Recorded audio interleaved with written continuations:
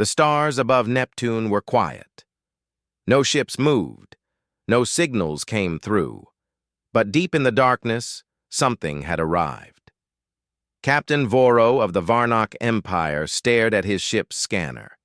It was flashing red, warning of an unknown object near, the outer edge of the solar system. He frowned. "It's not moving," said his first officer, a young Varnock named Dresh. "It's just sitting there." Captain Voro stepped closer. "No signal, no ID, but it's big, too big." He looked at the shape on the screen. It was a massive structure, almost the size of a moon, but it had no engines, no heat, no life. It just hovered in space like a ghost. "Zoom in," Voro ordered. The screen changed. Now they could see the object in more detail.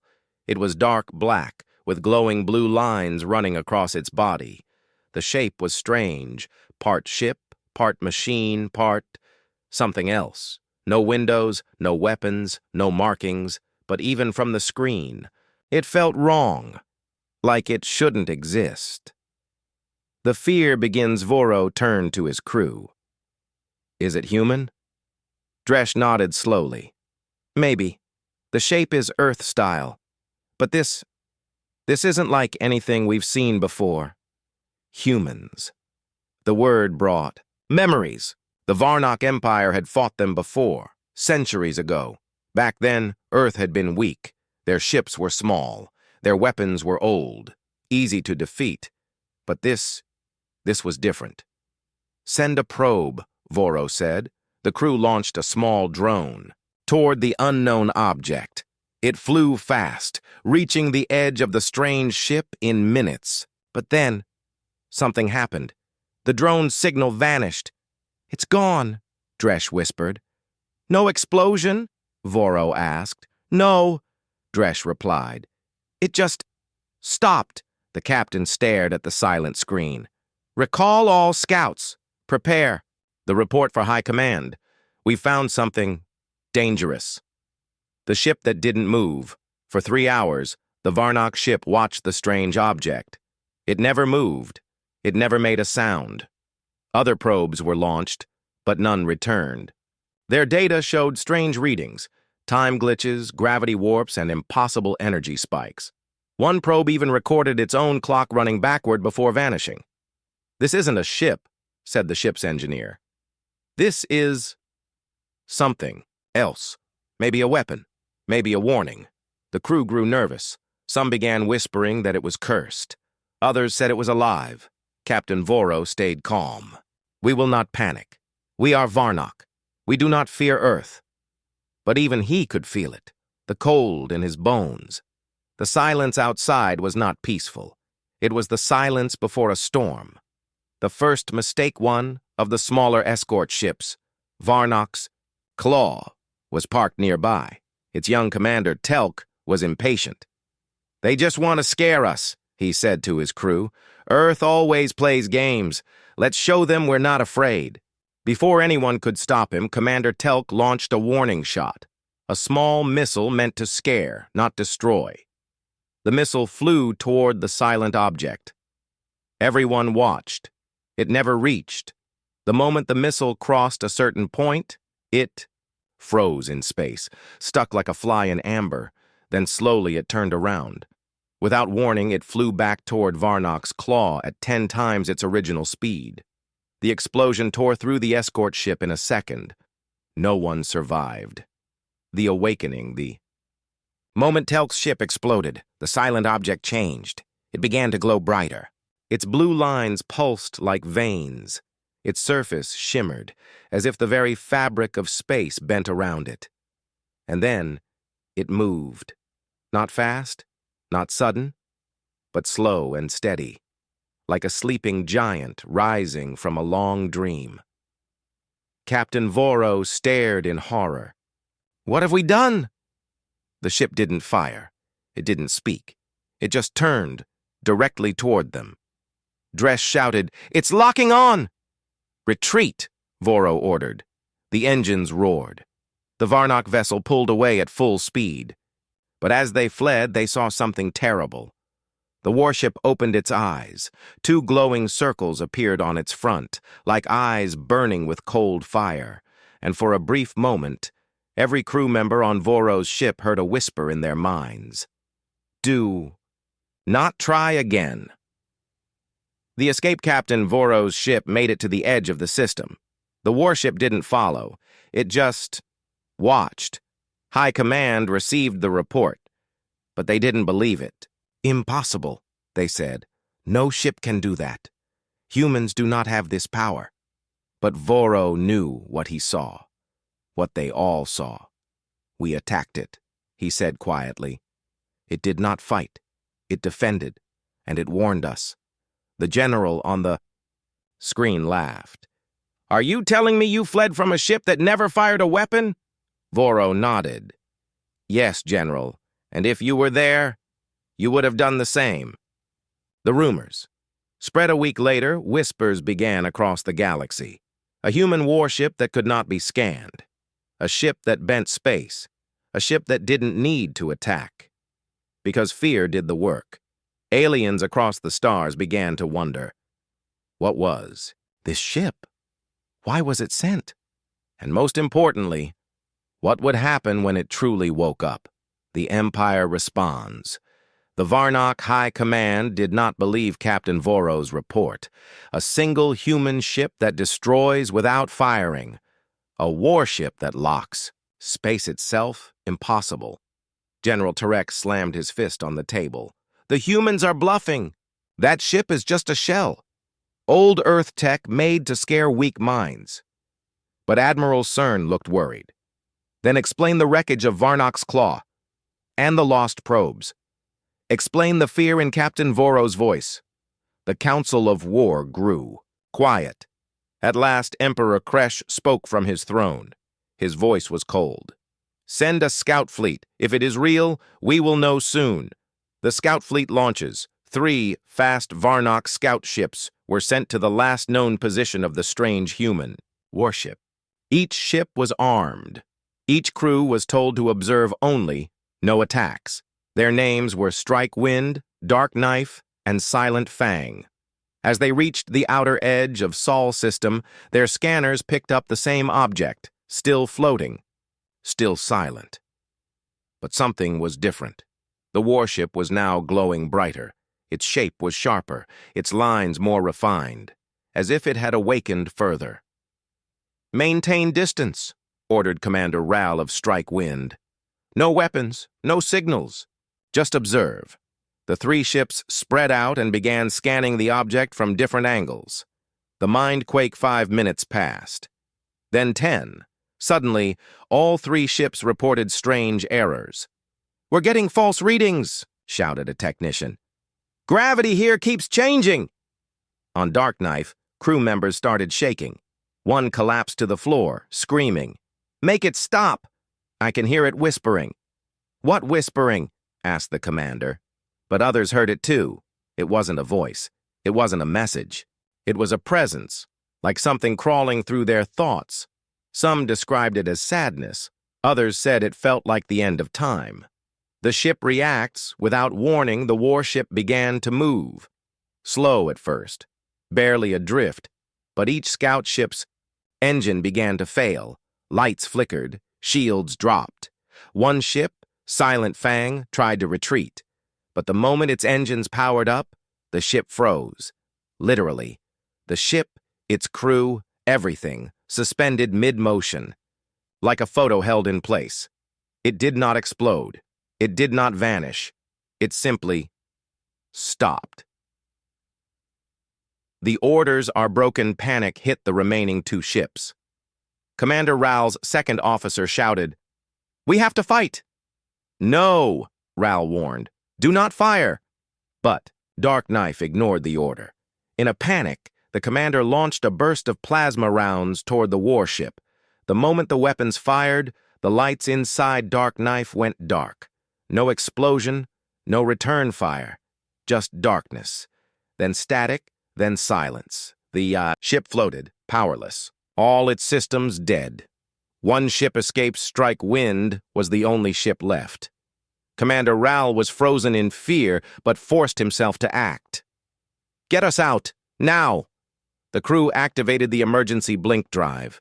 Just before the ship jumped, the screen flickered. They saw the warship. Its glowing eyes were watching. A strange light pulsed across its surface. Then, they were gone, blinking out of the system. The aftermath. When Strike Wind returned to Varnock space, the crew was taken for questioning. Many were silent, shaking, unable to speak. Commander Ral only said one thing. "We looked at it, and it looked back." Doctors examined the crew. Some had brain patterns that did not match any known species, like they had seen something beyond understanding. One technician drew the same symbol over and over, two glowing circles and a line between them. The eyes of the ship. The fear grows. Varnock High Command could no longer deny the truth. Something powerful had awakened near Earth, something that did not attack, but punished, something that did not speak, but warned. The Emperor stood in his private chamber, looking out at the stars. "This was supposed to be our age of conquest," he whispered. "But now, the humans may bring our end." The message. From Earth, just as the Varnock military prepared for full war, something unexpected happened. A transmission came. From Earth. One simple message. No threats, no demands, just a warning. "We did not send that ship to fight. We sent it to wait." And attached to the message was a file, a name. The ship's name. EHS Oblivion, Earth Human Ship. Quantum-class defense vessel. The debate begins. The Varnock Grand Council gathered in the heart of the Empire, inside a giant stone hall built into a black mountain. 12 war leaders stood in a circle around the Emperor. Their faces were cold, but their eyes showed doubt. Admiral. Zurek slammed a thick metal report on the table. 3 scout ships, 2 lost, 1 returned half mad. "What more proof do we need?" General Tokar, the oldest among them, growled. "We are the Varnock. The galaxy fears us. We cannot be afraid of one human ship." Admiral Cern stood silent, watching everyone carefully. "It didn't attack us, yet we lost ships. That is more dangerous than direct war."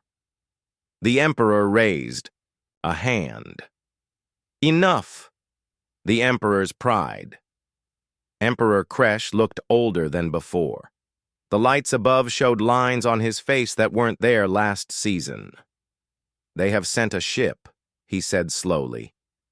"It did not speak. It did not strike. And yet it made us feel fear." He looked around the room. "Is that not what we once did to others?" The room was silent. Then General Tokar barked, "So you want us to bow to Earth? We crushed them centuries ago." "They were weak then," another added. "Primitive. Fragile." Cern answered calmly. "And now, they have a ship that breaks physics." But no one wanted to hear that. The scientist speaks at the edge of the council stood someone unexpected, a Varnock scientist named Lura. She was not a warrior. She spoke rarely, but now she stepped forward holding a small crystal in her hand. "This contains data from the Strike Wind's escape," she said. "I have spent days studying it." "And?" the Emperor asked. Lura's voice was steady, but her hands trembled. "That ship. It does not operate with normal engines. It bends time and space around itself. Its core seems quantum-locked, untouchable. That means no attack can reach it unless it allows." "What are you saying?" Admiral Zurek asked sharply. "I'm saying," Lura replied, "that the warship doesn't follow the rules of our universe." Laughter and fear. The room broke into shouts. "Impossible! Human tricks! Fake data!" But not all laughed. Cern narrowed his eyes.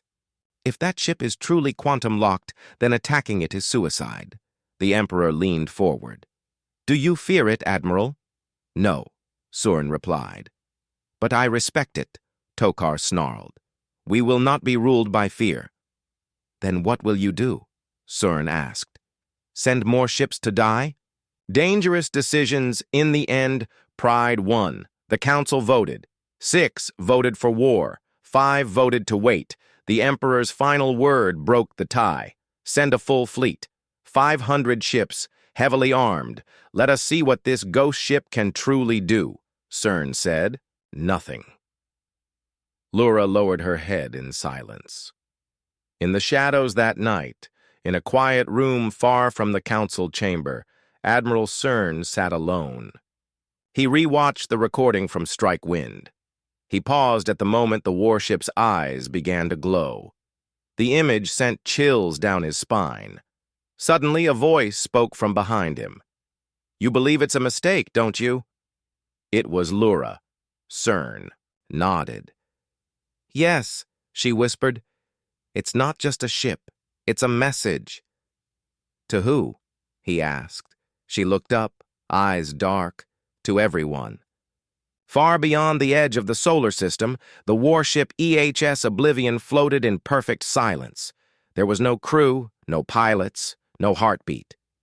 But inside the ship, something ancient and powerful had started to wake up. A soft humming filled the ship's dark halls. Its walls pulsed with blue light, as if veins under a machine's skin had come alive. The hum grew louder, deeper. The quantum core was awakening. Artificial intelligence. Online a voice echoed inside the ship. Calm, human, but cold. Primary AI, online. Threat levels, rising. Protocol 01 activated. The ship did not need fuel. It did not need food. It needed only one thing. Purpose. And now purpose had returned. What is the quantum core? The quantum core was the heart of the Oblivion. It did not run on normal energy. It used quantum anchors, a system that locked the ship out of normal space and time. This meant it could not be scanned. It could not be damaged. And it could not be touched unless it allowed it. The Varnock believed it was just a ship. They were wrong. The Oblivion was Earth's ultimate weapon of restraint, a guardian, a last resort, a silent message to the galaxy. You crossed the line. The warship moves. For the first time since its launch, the Oblivion moved. Not with fire, not with sound, but with space folding. It blinked through the darkness, reappearing near Saturn in less than a second. Every Varnock sensor picked it up. Panic filled the Empire, but the ship didn't stop. It folded again.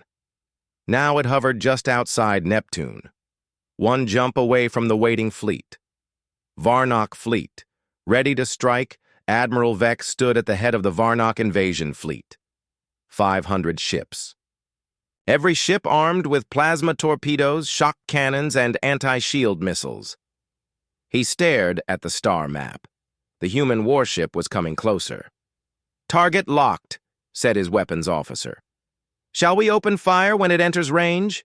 Vec thought about it. This was supposed to be easy. Earth was supposed to be weak. But something inside him, deep, buried fear, held his mouth shut. Then the radar officer shouted, It's here! The face of doom, the Oblivion arrived, right in front of the fleet. It didn't fire. It didn't move. It just floated, silent. And then its eyes glowed. 2 burning blue lights shone across the black space like twin stars of death. Every ship in the Varnock fleet saw it. And for a moment, they all felt cold. Not from temperature, from something deeper, something primal, the quantum lock. Expands. Suddenly, every ship's engine shut off. Weapons powered down, shields dropped. The fleet had not been attacked, but every ship was frozen, caught. In a web of quantum lock, Vex screamed, Reactivate systems, full power! No response. His ship's screen flickered. A message appeared. This was your decision. And then it vanished. No one had sent it. But every Varnock captain saw it. Inside the human warship, inside the Oblivion, the AI continued speaking. Target fleet identified. Hostile intent confirmed. Fire not required. Fear achieved. Panels inside the ship glowed brighter. The hull shimmered with strange energy. Around the ship, space bent and twisted. Time slowed. No weapons fired. But every Varnock soldier, every officer felt the same thing. Hopelessness. The Emperor watches. From his throne, Emperor Kresh watched the scene through a live feed. All he saw was his grand fleet. Floating. Silent. Powerless. No battle, no glory, only shame. "This cannot be real," he whispered. But it was. And for the first time in his life, the Emperor of the Varnock Empire felt something he had never known. Defeat. Silence. After the storm, the battle never happened. 500 Varnock ships had faced the human warship Oblivion, but no shots were fired, no missiles launched, no commands shouted. For 6 long hours the fleet floated in space, powerless, frozen, and watched by 2 glowing eyes. Then, just as suddenly, the Oblivion vanished.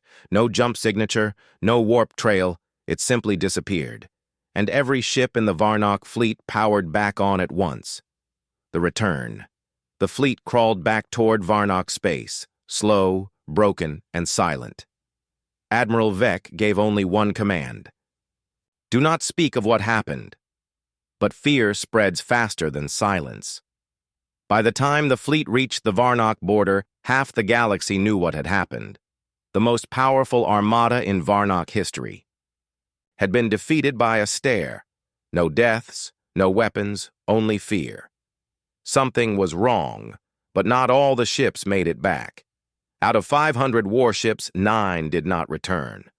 They had vanished during the standoff. No debris, no distress signals, no logs, just gone. At first, Varnock High Command believed they were destroyed, but then something even stranger happened. The first ghost ship, a long-range trade vessel near the border of Zalar space, picked up a distress beacon. It matched one of the missing ships, Varnock's Fang. They followed the signal and found it. Drifting, lights. Off. Systems dead, but the ship was intact, completely undamaged. No signs of battle. No crew. The crew was missing. When boarding drones entered the ship, they found no bodies. Beds were unmade, meals half-eaten, weapons stored neatly. It was as if the crew had simply stood up and walked away. Even stranger, every computer had been wiped clean, except for one message, written in the ship's own log system. "We saw it. We understood. We surrendered." The pattern continues.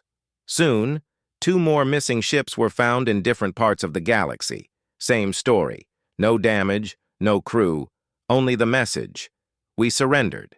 Galactic media gave the name, the Ghost Fleet. It spread like fire across every world. Merchants, soldiers, even children whispered the story. If you stare at the Oblivion too long, your soul won't return. Empires begin to fracture. Allies of the Varnock grew nervous. The Zalar Union closed its borders. The Veskari refused to send their promised reinforcements. Even neutral worlds started moving their fleets away from Earth's direction. Inside the Varnock Empire, riots broke out. People wanted answers. Was the war still on? Would the Oblivion return? Was this the end? The Emperor issued a statement. "We are not afraid. We will not surrender." But his voice trembled, and everyone saw it. Inside Earth's council back on Earth, inside a quiet underground room, a group of humans watched the galaxy's reaction. They were calm, they didn't cheer, they didn't laugh. An old general, gray-bearded and scarred, looked at the screen showing the drifting ghost fleet. "Did we build a weapon?" he asked. "Or did we build a warning too powerful to ignore?" A woman beside him whispered, "Maybe both." The command center aboard the human warship Aegis Eternum had gone quiet, not because there was nothing to say, but because every screen flickered. Every sensor glitched, and every comm channel was filled with only one sound. Static. Captain Rhea Langley leaned forward, eyes narrowing. Is it interference? Her tech officer, Briggs, shook his head slowly. It's not interference. It's a signal. But it's not meant to be heard. What do you mean? Rhea asked. Briggs tapped a few keys. The static shifted into strange pulses. Short, long, then short again. A rhythm, but not music. Not language, not machine noise. It's layered, he said. Something hidden inside. A new voice came from behind them. The warship itself. I have detected encrypted memory packets riding the signal, the AI said calmly.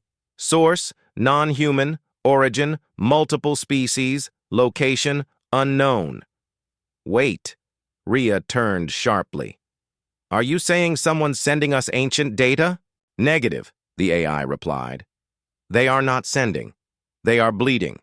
The bridge went cold. Bleeding, Commander Ortega repeated. Signal is a memory leak, the AI clarified. Residual traces of panic, pain, surrender, like an echo, trapped in deep space. Rhea stood silent. Around her, her crew listened in stunned silence to the whispering sound still playing across every channel. Then it spoke, only once, in a voice not human, not digital, but broken. We saw the ship, and we ran, but the stars gave no escape. Briggs flinched. What was that? Playback fragment from a Waxorian fleet log, the AI answered. One of the last survivors, before their destruction. Ortega frowned. I thought we didn't attack the Exorians.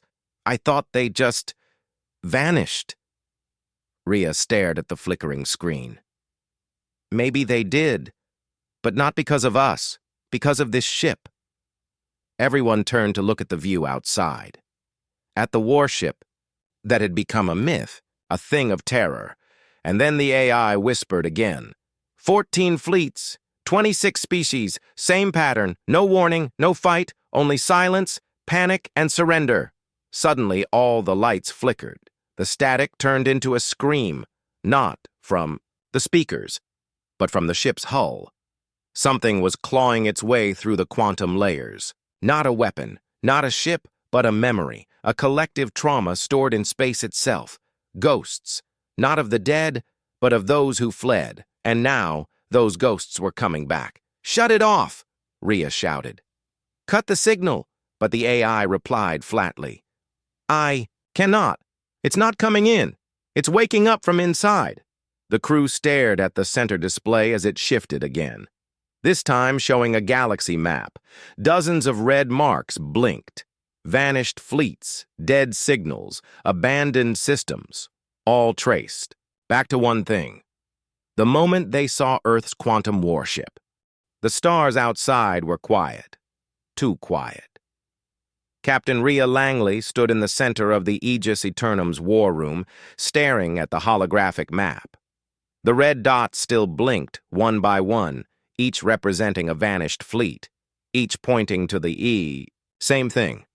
Fear. It's not just ghosts, Commander Ortega said. This is a map of something bigger. Briggs zoomed in. Each fleet disappeared right after detecting our ship's quantum drive activation. Some surrendered instantly. Others just dropped off the grid. No signs of battle. Rhea whispered. They didn't wait to fight. They were already broken by the idea of us. But the room began to flicker again, lights dimming, screens blinking, and a low hum rose through the floor. Not from outside, but from deep within the ship. The AI's voice returned, calmer now, almost sad. Something is trying to speak. From beyond the edge of the quantum field, Briggs paled. The quantum field, you mean our drive? No, the AI corrected. Not our drive. The field itself. The space around us is saturated with psychic energy. Panic energy. Screams. Burned into space-time. Rhea frowned. Screams? Suddenly all comm channels opened.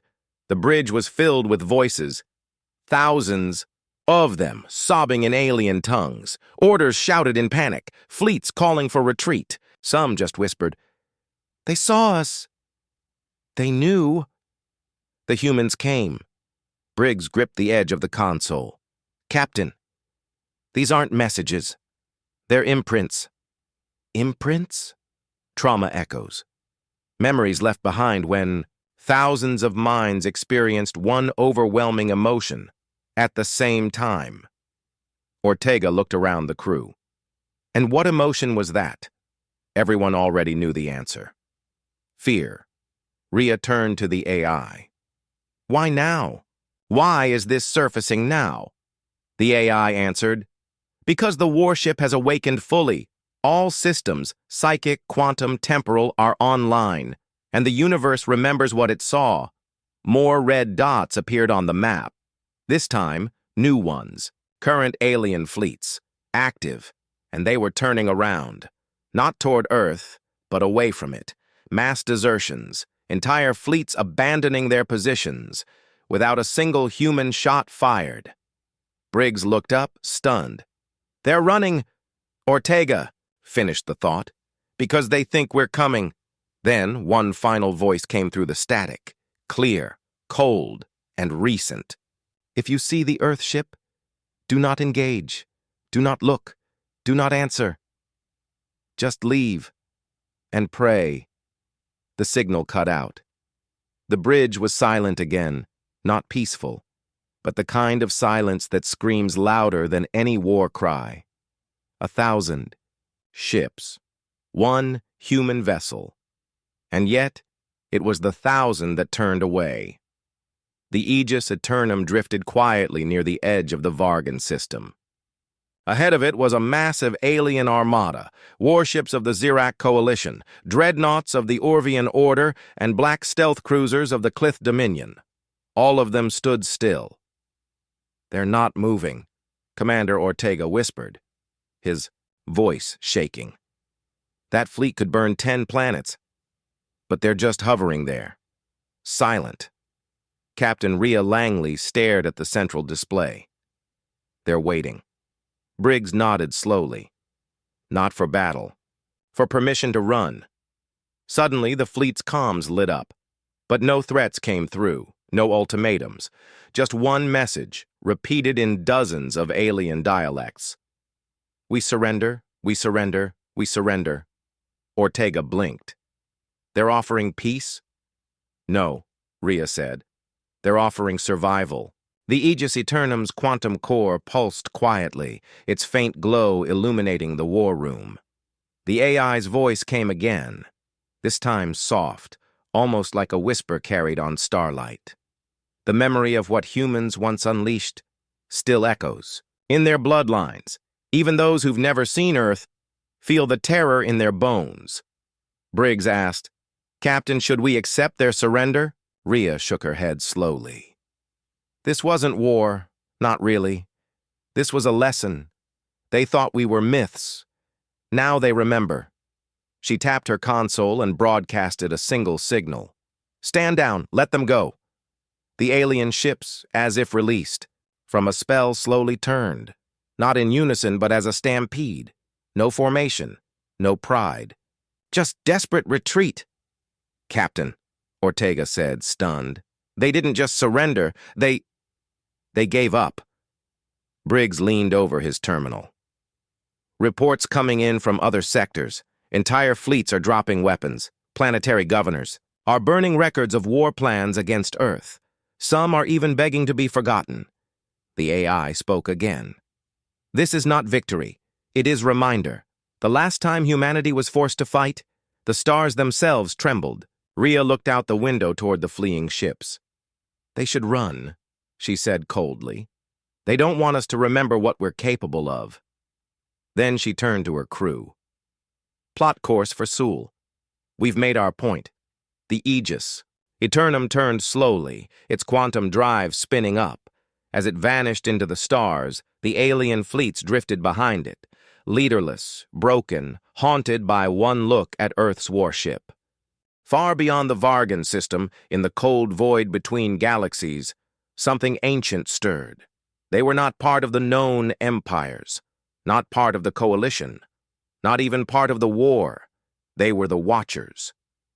In a hidden station cloaked in black, fields of folded space, 12 beings floated silently around a glowing sphere. Their bodies shimmered with shifting forms, part machine, part energy, part memory. They had seen the rise and fall of 10,000 civilizations. They had remained hidden through wars, plagues, and star collapses, but now the human warship had caught their gaze. "The Aegis Eternum," one of them said, its voice vibrating like 1,000 whispers. "They brought it back." Another responded, "It still holds the quantum scar, the same energy signature that tore the Vocari Nebula apart 2,000 years ago." A third being pulsed red. "We sealed the records. We hid the truth from the young races. We told them Earth was gone." "But Earth was not gone," the oldest Watcher said. "It waited." A screen lit up.